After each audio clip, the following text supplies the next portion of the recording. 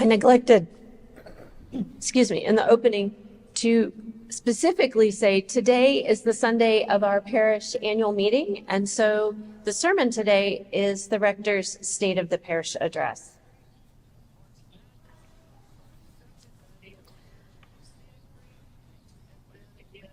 Dear people of Trinity Parish of Seattle at 8th and James, my siblings in Christ, greetings in the name of the one holy and indivisible God.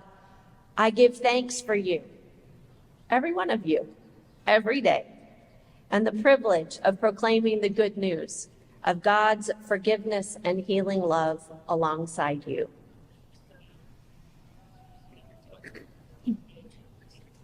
Think for a moment about your most favorite road trip that you have ever taken. Was it long? Or maybe just an afternoon, a few days or weeks? Was it round trip or one way? Did you leave with a destination in mind? Or was it just pure exploration and learning about some new place? Who went with you? Family, friends? Was it a solo adventure?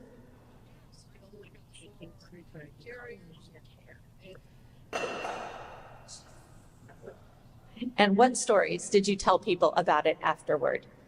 What did you learn or realize later, maybe much later, as you reflected on that road trip? I could see a few of you, your eyes light up. Must have been a good trip. My last big road trip was 7 years ago. It was 5 weeks, 5,500 miles. We tuned up the car. It was summer, and we made sure the AC was working and the tires were in good shape. We piled our children, then 6 and 8, into the back seat with so much stuff. We were moving cross country, and we wanted to be sure that we saw lots of family and friends on the way. So if 5,500 miles sounds like longer than one coast to the other, it is. It was circuitous, intentionally. And we left ourselves the freedom to be curious and explore interesting side trips along the way. Some of those unexpected detours led to the most memorable experiences of the trip. Like the gold mine ghost town on the top of a mountain in Idaho. Who knew? Road trips open our hearts and minds. They shift the lens through which we see ourselves and our home place. We admire the beauty of unfamiliar landscapes. We take in art, marvel at architecture, learn the stories, hear the music of other people. And all the while, perhaps unconsciously, adjusting our own mental picture of ourselves and our place in the world. My spouse and I, if we spend more than about 72 hours in a place, we find ourselves having a conversation about, could we see ourselves living here? Does it match or improve upon who we aspire to be in the world?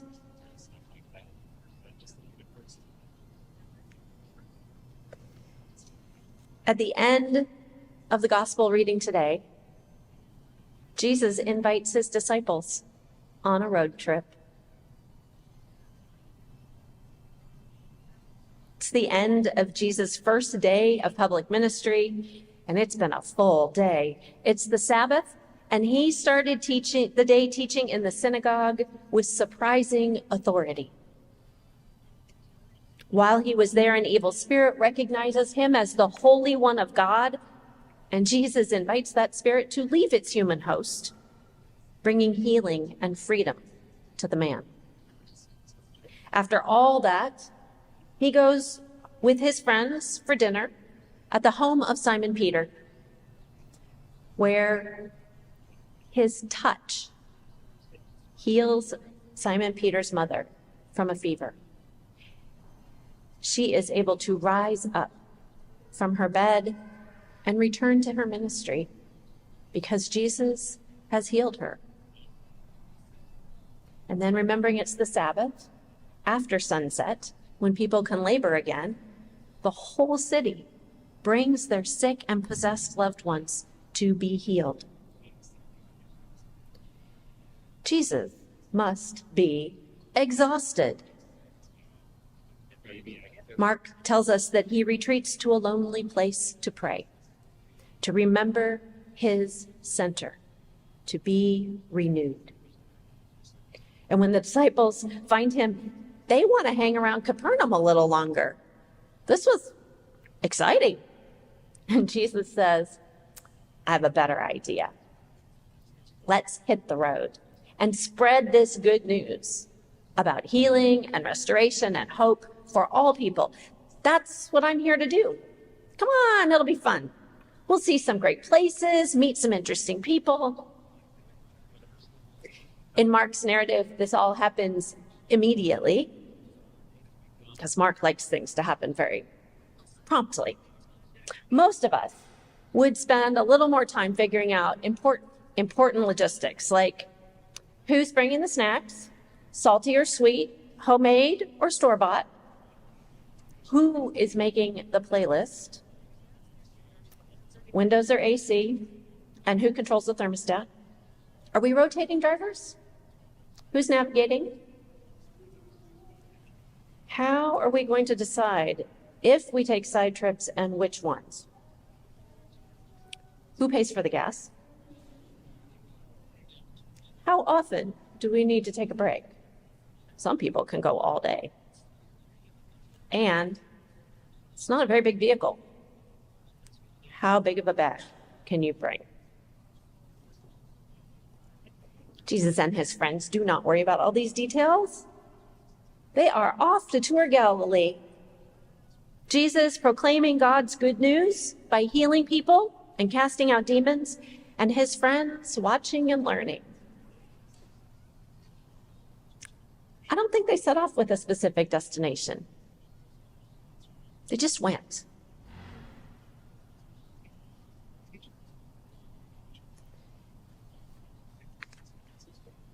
My Trinity friends and siblings, as disciples of Jesus, following in his footsteps of proclaiming good news in word and action. This year, 2024, Trinity is taking a road trip. We're not piling into vehicles or even physically leaving our neighborhood. Vestry conversations in 2023 revealed that we want to know more about our congregation and our neighbors. We want to understand how Trinity can be a better neighbor, can strengthen the fabric of our neighborhood, and be more faithful bearers of God's unfailing love for all people and creation.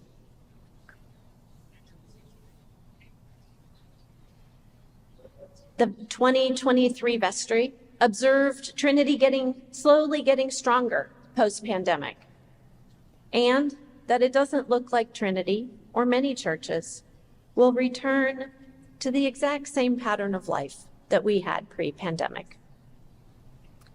Road Trip 2024 might need a catchier name.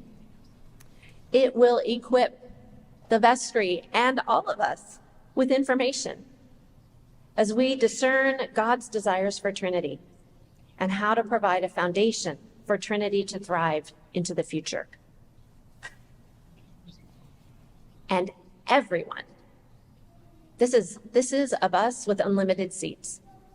Everyone in the Trinity universe is invited to this road trip. We are going to go spread some good news, explore our corner of Seattle, meet some interesting people, and learn about ourselves. It's going to be a lot of fun, and I think we're going to learn some really fascinating things.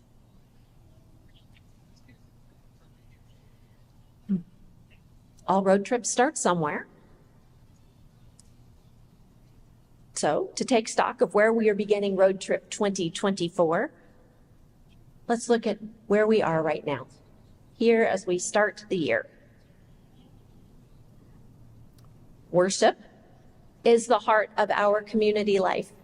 We gather here every week, finding, as Jesus did, a place of renewal and respite from the world that affirms our relationship with God and with one another.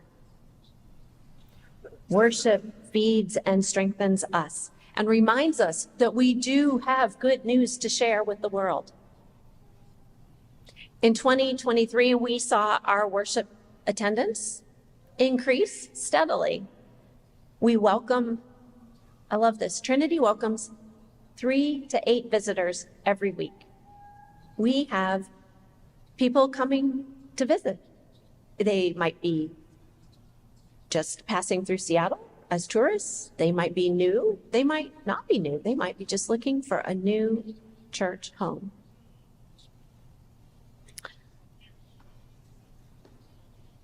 In 2023, we also added this sweet coloring table to keep little hands busy and be close enough to the action that our youngest members can see what's happening.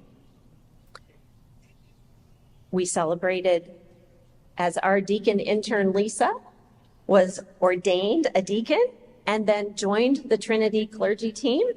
Yay. And we continue to train and welcome more people as readers and Eucharistic ministers to help lead worship. If you would like to join one of those ministries or be a greeter or an usher, please let me know. As we started 2023, we were working on post-pandemic renewal of our life together. The vestry focus for mission and ministry a year ago was reinvigorating fellowship. And through 2023, more opportunities for social time, the just being together that builds relationships, were developed. We saw coffee hour, bookmarks book group, the caring community, Trinity young adults, some adult spiritual formation. More ideas keep coming my way, and I invite anyone who is interested in coordinating a small piece of those ministries to let me know. With reinvigorating fellowship launched and underway, the vestry then identified stewardship of neighborhood as a focus for our life together. Stewardship of neighborhood includes stewardship of our buildings and property, our finances, our volunteers, and our engagement with the people who live and work closest to us. The list of dreams about what it means to be good stewards of our neighborhood was long. A few of them you might recognize. One of them was hosting Night Out on August 1st, which was, by all accounts, a huge success. We had fabulous participation from our Trinity community, volunteers that came and went all day long before and after the event. We connected with other organizations in our neighborhood and engaged with our neighbors with music and food. We fed 300 people in less than 2 hours. It was a pretty fabulous evening. Another dream was instituting regular trash cleanup days, which happened, got started, and will resume again soon as the weather gets a little better. A focus on safety right here on our couple of blocks for pedestrians and for those who live here. A desire to have Narcan available and people trained to use it, as well as first aid and CPR training. Those things have happened or are in progress. A fun one was t-shirts, so that people can recognize us as being from Trinity when we are out and about in our neighborhood.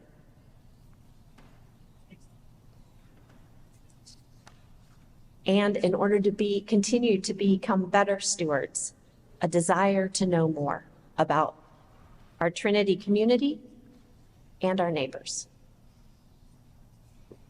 In terms of stewardship of our building and property, we're in relatively good shape for being 120 years old. That's this building. The parish house is only about 94, and the rectory is somewhere in between.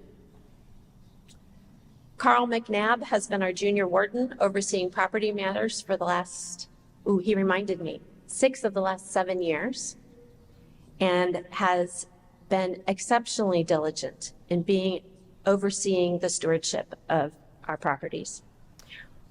When he was in a car accident in January, Betsy Sievertson stepped in as interim junior warden, and you can read her detailed report on the status of our physical property in the annual report.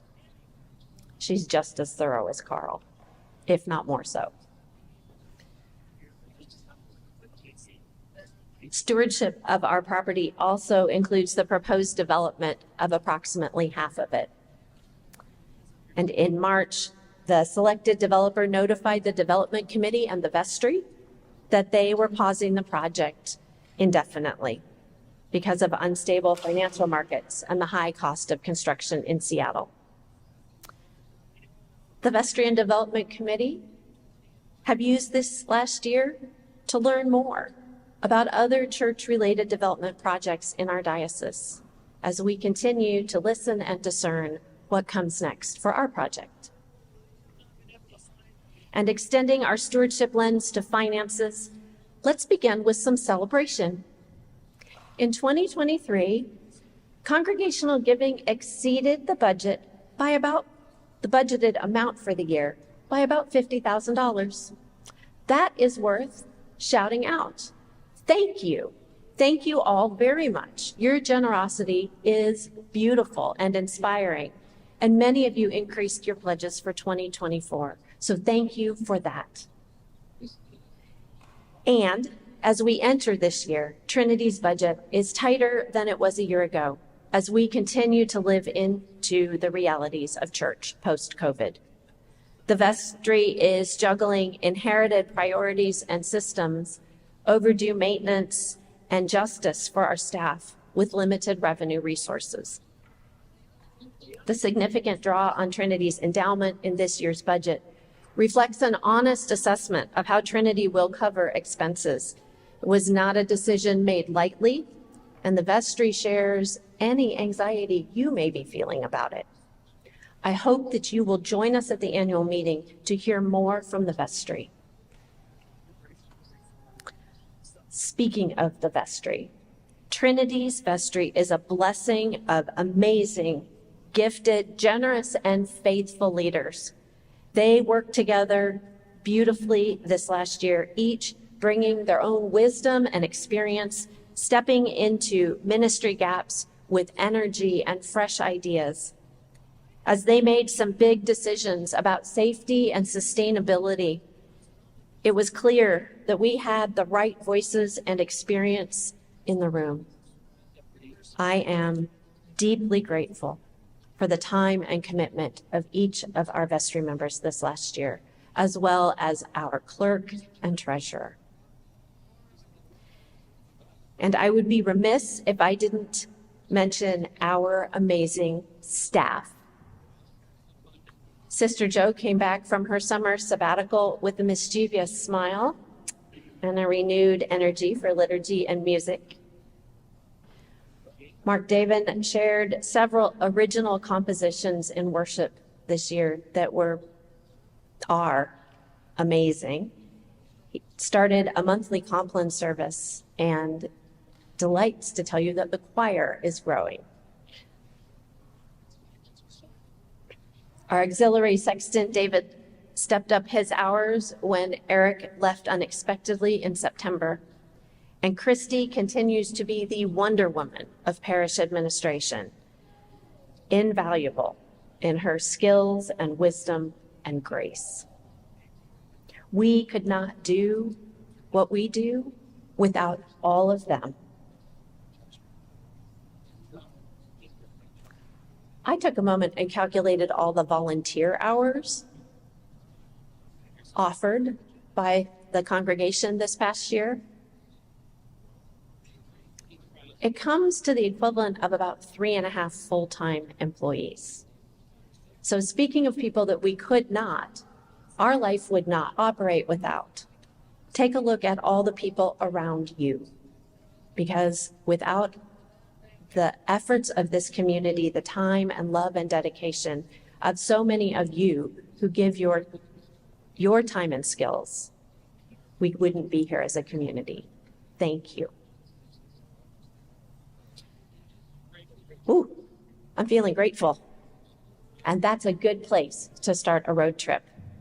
So many strengths, a clear idea of our challenges, and really fabulous leaders with more to be elected today. A good bit of the fun of road trips is being with people that you love and enjoy. I always find it interesting to notice how particular preferences for sweet or salty snacks, AC or windows, dance tunes or singer-songwriters, they all fall away as we each admire the scenery and share the different things we notice and learn at various stops along the way. Whether we choose our companions or we're thrown together by circumstances, like those people who find themselves stranded by airlines and invite total strangers to road trip with them. Whoever our companions are, our community grows stronger in faith and wisdom when we journey it together. So, the Road Trip 2024 plan, as much as we have of it so far. The vestry spent fall and winter getting the vehicle ready, doing the tune-up and the oil change, making sure everything's working, figuring out how to fill some responsibilities and tasks that needed to get done, doing the budget, talking about staffing. This spring, we are now getting ready. The vestry will decide our route and stops, the food and playlist, and keep everyone informed about what's happening and what to expect. Over the summer, that's when we're taking this trip. And everyone in the Trinity community will be invited along, with the vestry as interactive tour guides. Everyone to be part of learning and noticing and reflecting. The vestry will gather all of those learnings and keep praying with them. And in the fall, we'll have our destination reveal, which in some ways will be right back where we started. But like the disciples returning home after road tripping with Jesus, it looks different after we've learned more about our context and how others view us, and listened for what God desires for us as kingdom builders.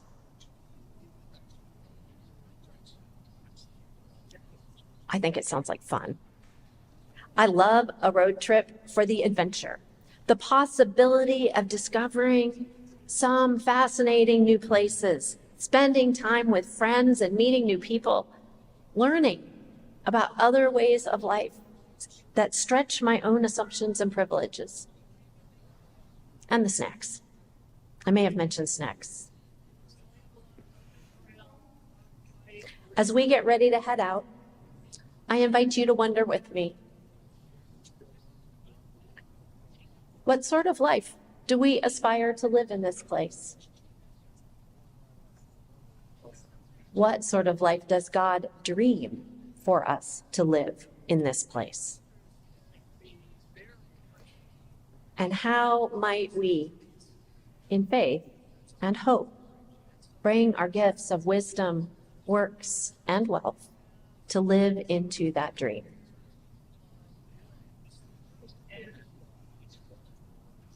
Big questions. The kind you take into the wilderness to pray about, or on a road trip. when you'll have time to let your heart and mind chew on them while you marvel at God's handiwork of mountains and trees, water and flowers and wild creatures, or stand in front of a monument that remembers some cruelty inflicted by one group of humans on another. In all of it, God is revealed to us.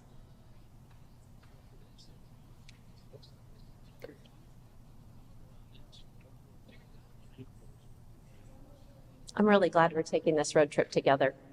And I'm excited for the vestry who are continuing on and those who will be elected today to take shifts driving, making navigation decisions, and bringing the licorice and spicy cheese puffs. Did I mention snacks? And I'm looking forward to getting to know more of you as we walk and talk along the way.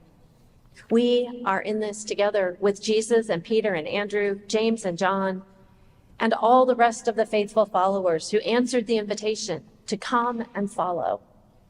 The same God who loves us, blesses us, and calls us beloved at our baptisms, gives us courage and power to rebuke evil and bring healing and hope into the world. That God is ever present on this road trip, revealing the hopes and dreams of the kingdom of God, inviting us into partnership, proclaiming that the message of the kingdom of God has come near, and living that message by showing the world and our neighbors what it looks like to bring healing and hope, to confront the evils of systemic racism, classism, misogyny, and homophobia. 2024 is going to be an exciting year. We will see and learn new things about ourselves and our community and our neighborhood. We will take time to pray and reflect on the good news of God's love and God's desires for Trinity. Road Trip 2024 or bust. We need a better bumper sticker. This comes with my love and prayers. Sabeth.